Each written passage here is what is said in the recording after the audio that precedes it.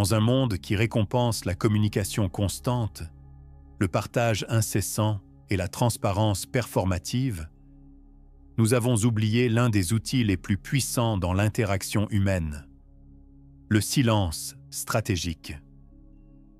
Alors que tout le monde s'affaire à annoncer ses intentions, à diffuser ses pensées et à révéler ses stratégies, l'opérateur véritablement efficace sait quand se taire et utilise ce silence comme une arme. Niccolò Machiavel, philosophe florentin et théoricien politique du XVIe siècle, comprenait ce principe mieux que la plupart. Bien que célèbre pour ses conseils explicites dans Le Prince, les intuitions les plus puissantes de Machiavel concernent souvent ce qui devrait rester non dit. La foule vulgaire se laisse toujours prendre aux apparences, écrivait-il, reconnaissant que la parole crée des apparences, tandis que le silence préserve la réalité. À l'ère du partage excessif, ceux qui maîtrisent le silence stratégique ne protègent pas seulement leur position. Ils accomplissent ce que les communicateurs constants ne peuvent pas. Ils gagnent pendant que les autres parlent encore de gagner. Le quote de la parole inutile. Machiavel vivait à une époque d'intrigue politique où des paroles imprudentes pouvaient conduire à l'exil ou à l'exécution. Mais même dans notre contexte moderne moins létal, la parole inutile crée des vulnérabilités que le silence évite. Les hommes en général jugent plus par les yeux que par les mains, observait Machiavel, car tout le monde peut voir, mais peu peuvent sentir. La personne qui parle constamment offre à tous des occasions de voir et de juger, tout en révélant peu sur ce qui peut réellement être ressenti ou connu. Chaque mot que vous prononcez comporte des coups que le silence n'a pas. Premièrement, la parole crée des engagements. Lorsque vous déclarez vos intentions, vous vous y liez aux yeux des autres. Changez de cap et vous paraissez incohérent ou malhonnête. Restez silencieux sur vos projets et vous conservez la liberté de vous adapter sans explication ni excuse. Deuxièmement, la parole expose votre processus de réflexion et vos limites. Plus vous expliquez, plus vous révélez sur le fonctionnement de votre esprit, informations que d'autres peuvent utiliser pour vous prédire, vous manipuler ou vous contrer. Comme l'a noté Machiavel, la première méthode pour estimer l'intelligence d'un dirigeant est de regarder les hommes dont il s'entoure. De même, la première méthode pour estimer la capacité stratégique de quelqu'un est d'écouter combien il révèle inutilement. Troisièmement, et peut-être plus important encore, la parole compulsive diminue votre mystique et votre autorité. Il est bien plus sûr d'être craint que d'être aimé, écrivait Machiavel. La crainte exige de la distance, et la distance exige un certain degré de mystère. Le leader qui explique chaque décision, justifie chaque action et partage chaque pensée devient ordinaire, et l'ordinaire ne peut pas commander le même respect que l'extraordinaire. Considérez comment cela se manifeste dans les contextes modernes. Le collègue qui parle à chaque réunion, donnant son avis sur chaque sujet indépendamment de son expertise, perd progressivement de l'impact. L'ami qui partage chaque détail de sa vie sur les réseaux sociaux devient prévisible plutôt qu'intéressant. Le négociateur qui comble les silences inconfortables par des concessions cède du terrain. Le leader qui répond à chaque critique légitime les critique tout en diminuant sa propre stature. Machiavel considérerait notre compulsion moderne vers la transparence et la communication constante, non pas comme de l'authenticité, mais comme une mauvaise pratique stratégique. Une reddition volontaire de pouvoir qui fournit aux autres des informations sans obtenir une valeur équivalente en retour. Les 3 types de silence stratégique. Le silence machiavélien n'est pas simplement l'absence de parole, C'est une stratégie communicative délibérée qui prend différentes formes selon l'objectif. Comprendre ces types distincts de silence révèle comment cette approche fonctionne en pratique. Le premier type est le silence de collecte d'informations. L'homme sage fait d'emblée ce que le sot fait finalement, écrivait Machiavel. Le sot parle immédiatement, révélant sa position sans rien apprendre des autres. La personne sage reste initialement silencieuse, permettant aux autres d'exposer leurs pensées, intentions et faiblesses avant de décider comment répondre. Cette approche crée un avantage informationnel asymétrique. Tandis que les autres révèlent leurs pensées, vous recueillez des renseignements précieux sans réciprocité. Dans les négociations, cela se manifeste par le principe puissant selon lequel celui qui parle en premier perd. Dans les relations, cela explique pourquoi la personne qui écoute plus qu'elle ne parle comprend souvent mieux la dynamique que le bavard constant. Dans les compétitions, c'est pourquoi ceux qui annoncent leurs stratégies avant de les exécuter sous-performent, généralement par rapport à leurs capacités. Le deuxième type est le silence constructeur d'autorité. Machiavel comprenait que le pouvoir dépend en partie de la perception et que la perception peut être renforcée par une réticence calculée. Un prince doit imiter le renard et le lion, car le lion ne peut se protéger des pièges et le renard ne peut se défendre contre les loups, écrivait-il. Une partie de la ruse du renard consiste à savoir quand la parole diminue plutôt qu'elle n'améliore l'autorité. Le silence constructeur d'autorité fonctionne parce que les humains comblent naturellement les lacunes d'information avec des suppositions qui favorisent souvent la partie silencieuse. Quand un leader parle sélectivement, abordant seulement les questions importantes plutôt que chaque préoccupation mineure, ses paroles ont plus de poids. Quand quelqu'un répond aux critiques seulement lorsque c'est vraiment nécessaire, plutôt que de répondre défensivement à chaque accusation, il projette de la confiance plutôt que de l'insécurité.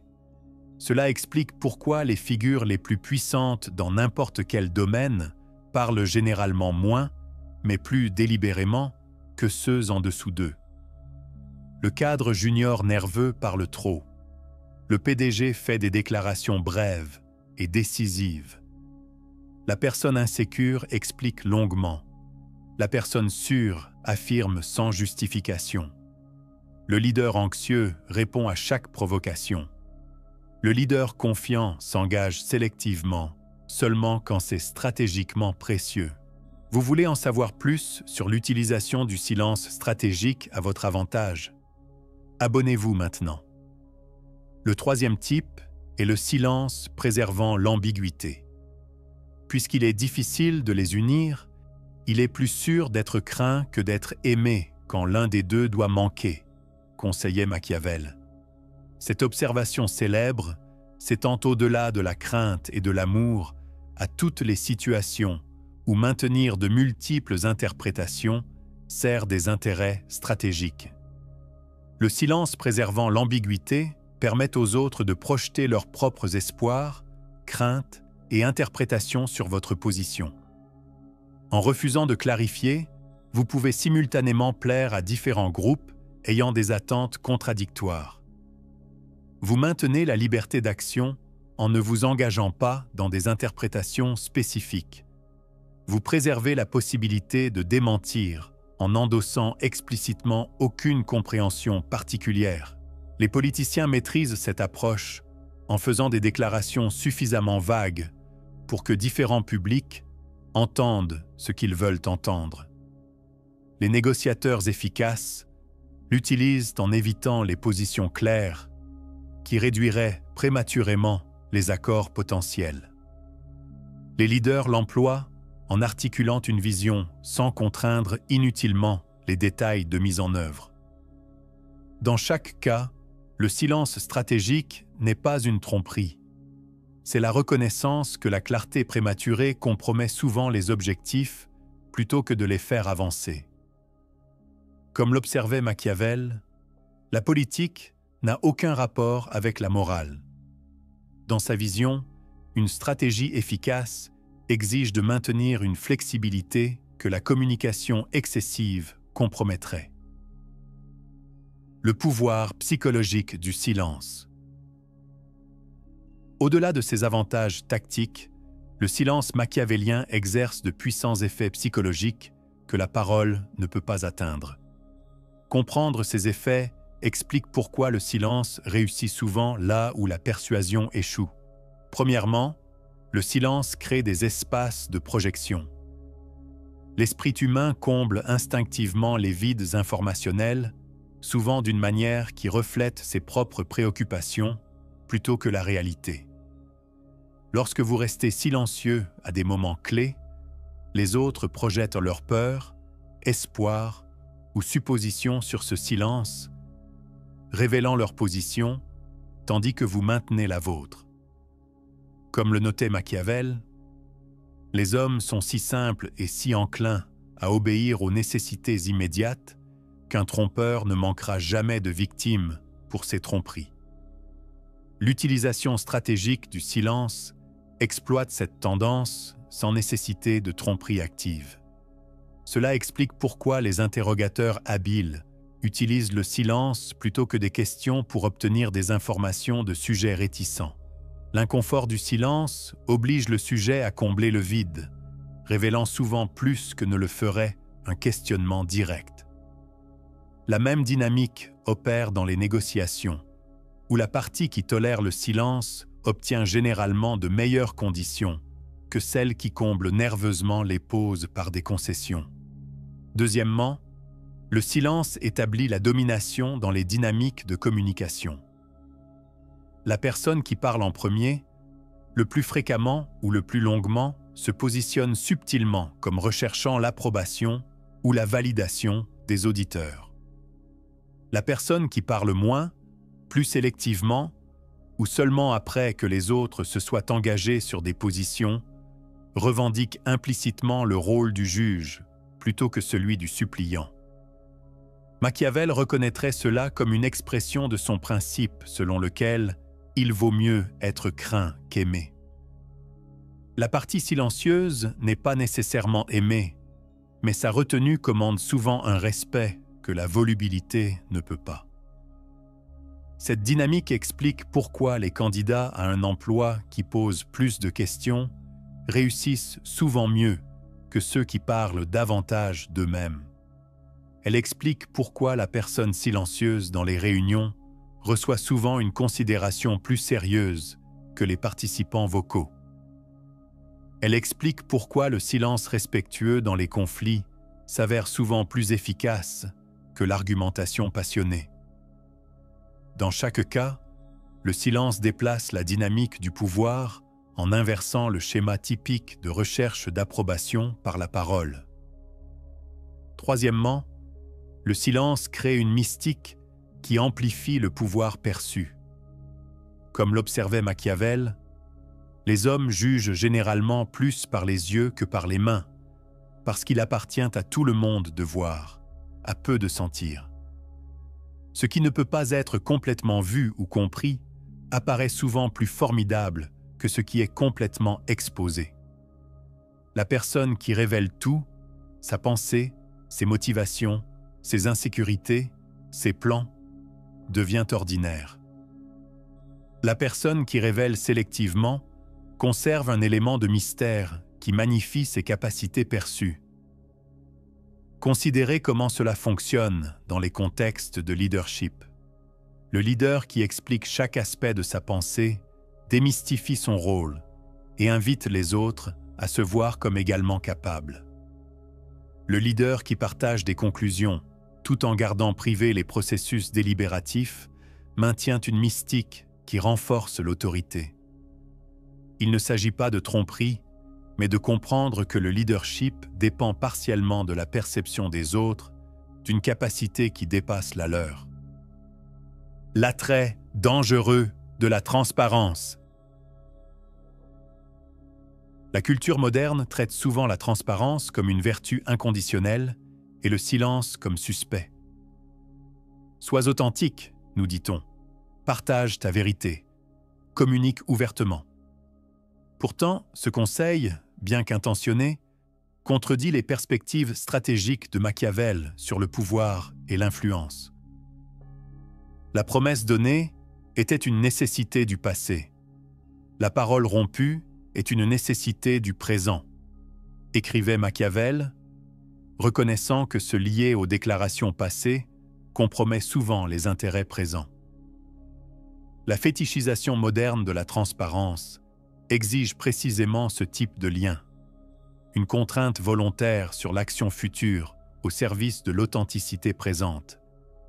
Il ne s'agit pas de préconiser la malhonnêteté.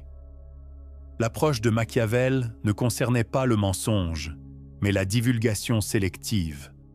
Partager ce qui fait avancer les objectifs, tout en retenant ce qui ne le fait pas. Ne tentez jamais de gagner par la force ce qui peut être gagné par la ruse, conseillait-il. En termes contemporains, cela pourrait se traduire par « ne tentez jamais de gagner par une divulgation inutile, ce qui peut être gagné par un silence stratégique ». Le piège de la transparence se manifeste dans de multiples contextes.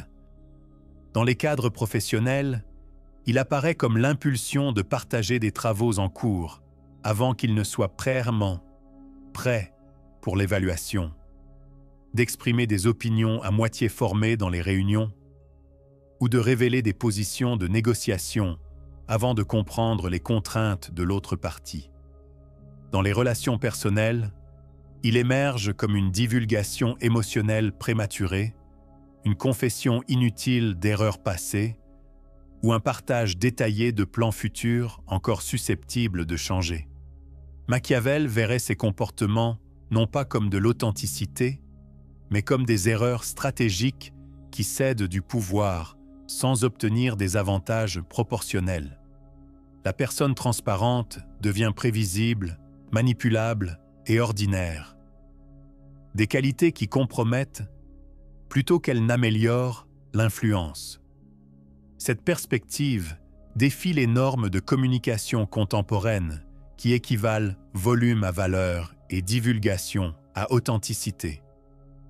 Le communicateur machiavélien parle non pas pour s'exprimer, mais pour faire avancer des objectifs spécifiques. Il retient non pas pour tromper, mais pour préserver des options. Il maintient le silence non par insécurité, mais par discipline stratégique. Application pratique. La discipline du silence. Comment la stratégie du silence de Machiavel pourrait-elle s'appliquer dans les contextes modernes? L'application ne consiste pas à devenir complètement taciturne, mais à développer la discipline de ne parler que lorsque la parole sert mieux vos objectifs que le silence. Premièrement, pratiquez l'asymétrie d'information. Avant de partager votre position sur toute question conséquente, assurez-vous de comprendre d'abord les positions des autres. Posez des questions plutôt que de faire des déclarations. Écoutez ce qui reste non dit, plutôt que de répondre seulement à ce qui est explicitement énoncé. Comme le conseillait Machiavel, le lion ne peut se protéger des pièges et le renard ne peut se défendre contre les loups. Il faut donc être renard pour reconnaître les pièges et lion pour effrayer les loups. La ruse du renard commence par rassembler des informations tout en révélant peu. Cette approche s'avère particulièrement précieuse dans les négociations, où comprendre les véritables contraintes et priorités de l'autre partie importe souvent plus que d'articuler les siennes. Elle s'applique également aux dynamiques de travail, où connaître les préoccupations et motivations des collègues avant de s'engager sur des positions prévient les conflits inutiles et permet une influence plus efficace. Deuxièmement, cultiver l'ambiguïté stratégique lorsque la clarté limiterait prématurément les options. Cela ne signifie pas être délibérément confus, mais maintenir la flexibilité en évitant une spécificité inutile. Un prince devrait donc être très lent à croire et à agir, et il ne devrait pas lui-même montrer de peur, conseillait Machiavel. Cette lenteur à s'engager préserve la liberté d'action. Dans les contextes de leadership, cela pourrait signifier articuler une vision et des objectifs tout en laissant les détails de mise en œuvre ouverts à l'adaptation. Dans les relations personnelles, cela pourrait impliquer d'exprimer un engagement envers des objectifs partagés tout en maintenant de la flexibilité sur les chemins spécifiques.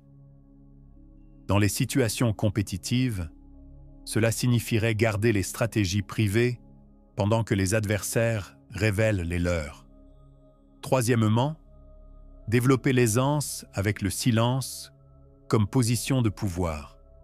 La plupart des gens ressentent le silence dans la conversation comme inconfortable et se précipitent pour le combler, révélant souvent plus que prévu ou faisant des concessions inutiles. S'entraîner à embrasser ces moments plutôt que de les combler crée un avantage significatif. Dans les négociations, cela se manifeste par laisser place au silence après avoir énoncé votre position, plutôt que de la qualifier nerveusement ou de l'affaiblir. Dans les conflits, cela apparaît comme écouter complètement les critiques avant de répondre, plutôt que d'interrompre avec des défenses. Dans le leadership, cela émerge comme livrer des décisions sans justification inutile, en faisant confiance à la décision pour qu'elle se défende par ses mérites. Le murmure stratégique. La stratégie du silence de Machiavel ne préconise pas de ne jamais parler. Elle préconise de ne parler que lorsque la parole sert mieux vos objectifs que le silence. Le maître de cette approche ne maintient pas un secret complet, mais crée un contraste stratégique entre ce qui est révélé et ce qui reste privé. La foule vulgaire se laisse toujours prendre aux apparences, observait Machiavel. Et le monde se compose principalement du vulgaire. Dans un monde où la plupart des gens révèlent tout, ceux qui cultivent la divulgation sélective se démarquent. Leurs mots portent plus de poids précisément parce qu'ils sont choisis plus soigneusement. Leurs positions génèrent plus d'intérêt parce qu'elles sont révélées plus stratégiquement. Leur influence s'étend parce qu'elle est exercée plus judicieusement. Cette approche exige une discipline de plus en plus rare dans la culture contemporaine.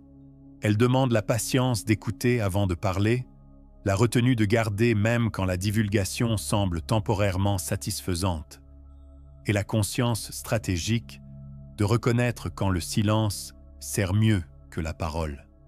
Ces qualités ne se développent pas naturellement dans un monde qui récompense l'expression constante, mais elles créent des avantages, précisément parce qu'elles sont rares.